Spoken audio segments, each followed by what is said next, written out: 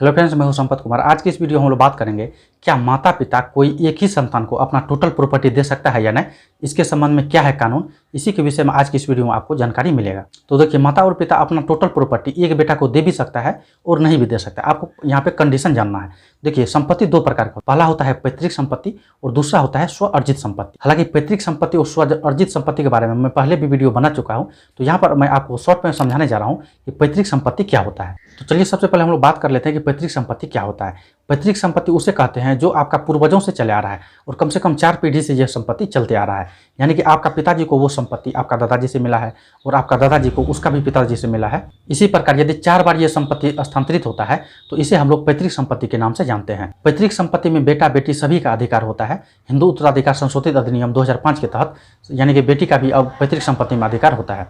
साथ ही साथ पैतृक संपत्ति पिताजी के द्वारा या माताजी के द्वारा या किसी भी व्यक्ति के द्वारा बेचा नहीं जा सकता है जब तक कि उसका पारिवारिक बंटवारा करके प्रॉपर ओनर वो व्यक्ति न बन जाए। हालांकि पैतृक संपत्ति को कुछ परिस्थिति में बेचा भी जा सकता है। इस विषय पर मैं पहले वीडियो बना दिया है, आप मेरा प्रीवियस वीडियो को जाके देख सकते हैं। अब चलिए नेक्स्ट चलते हैं स्व अर्जित संपत्ति पे। स्व अर्जित संपत्ति उस संपत्ति को कहते हैं जो खुद से तैयार किया जाता है। यानी कि यदि आप कोई कमा के कोई प्रॉपर्टी अपने नाम से तैयार करते हैं, खरीदते हैं, तो वो स्व अर्जित संपत्ति के श्रेणी में आ जाएगा। यदि माता पिता के नाम से कोई स्व अर्जित संपत्ति है और माता पिता ने उसे स्वयं अर्जित किया है, तो ऐसी परिस्थिति में माता पिता को यह अधिकार है कि वो टोटल प्रॉपर्टी एक बेटा को भी लिख सकता है, या फिर वो उस प्रॉपर्टी को स्व अर्जित प्रॉपर्टी को बेच सकता है, या फिर किसी व्यक्ति के नाम वसीयत कर सकता है, या फिर गिफ्ट में भी दे सकता है।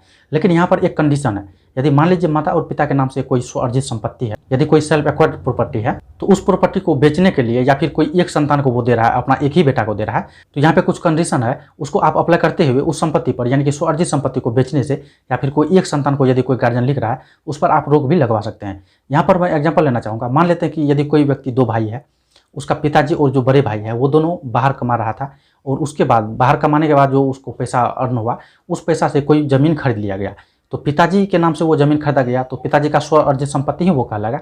लेकिन पिताजी यदि यहाँ पे छोटा बेटा को लिख रहा है तो यहाँ जो बड़ा बेटा है वो आपत्ति कर सकता है। दूसरा एग्जांपल लेने जा रहे हैं। मान लीजिए कि कोई पिताजी है, उसको 3 बेटे हैं और यहाँ पे टोटल 4 व्यक्ति हो गया, 3 बेटा और एक पिताजी, 4 व्यक्ति। ये चारों मिलके कोई काम कर रहा है, यानी कि खेती ही कर रहा है, खेती बाड़ी में सभी जो है अपना मेहनत कर रहा है और खेती बाड़ी से जो भी इनकम हुआ है उस इनकम से यदि पिता कोई प्रॉपर्टी अपने नाम खरीद लेता है और बाद में वही प्रॉपर्टी यदि पिताजी कोई एक संतान को दे रहा है, तो यहाँ जो बाकी 2 संतान उसका है वो उस प्रॉपर्टी पर आपत्ति कर सकता है कि वो प्रॉपर्टी जो अर्न किया गया है तो उसमें उसका भी पैसा लगा हुआ है, उसका भी मेहनत लगा हुआ है, उसका भी पसीना का पैसा है उसमें, तो वो जो है वो स्व अर्जित संपत्ति को पिताजी के द्वारा बेचने से रोक भी सकता है। लेकिन यहाँ पर प्रॉपर डॉक्यूमेंट आपको देना होगा, यानी कि प्रॉपर उसको प्रूफ करना होगा। यदि मान लेते हैं कि पिताजी स्व अर्जित संपत्ति को किसी प्रकार से छल कपट के द्वारा कोई एक संतान को बेच दिया या फिर कोई गैर आदमी को भी बेच दिया, तो ऐसी परिस्थिति में आप उस रजिस्ट्री को कैंसिल भी करवा सकते हैं। रजिस्ट्री कैसे कैंसिल होता है इस टॉपिक पर मैं पहले वीडियो बना दिया है, आप मेरा प्रीवियस वीडियो को जाके देख सकते हैं।